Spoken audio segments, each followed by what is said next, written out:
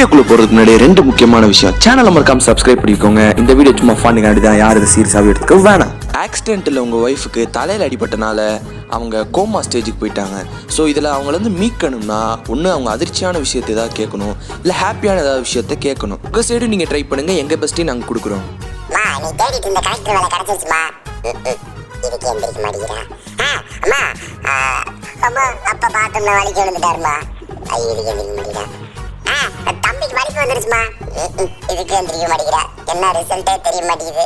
என் பொண்டாட்டி எந்திரிப்பாளா மாட்டாளா தெரிய மாட்டேங்குது. ஐயோ, டாக்டர் கூப்பிடுற மாதிரி இருக்கு. போவோம் சார். நீங்கள் உங்கள் ஒய்ஃபோட டீட்டெயில்ஸ் கொஞ்சம் கொடுத்தா நல்லாயிருக்கும். ஏன்னா நீங்கள் சேர்த்த அவசரத்தில் ரிஜிஸ்டர் பண்ணல.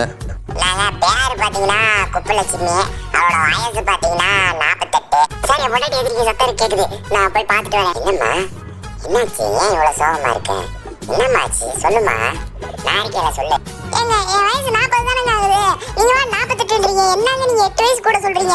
ஏண்டி, தம்பிக்கு வலிப்பு, அப்பாவுக்கு பாத்ரூம்ல வலிக்கு விட்டான்னு சொன்னேன், எந்திரிக்கல. இப்படி தெரிஞ்சிருந்தா வேமாவே சொல்லியிருப்பேன். ஹாஸ்பிட்டல் செலவாச்சு மிச்சமா இருக்கும்.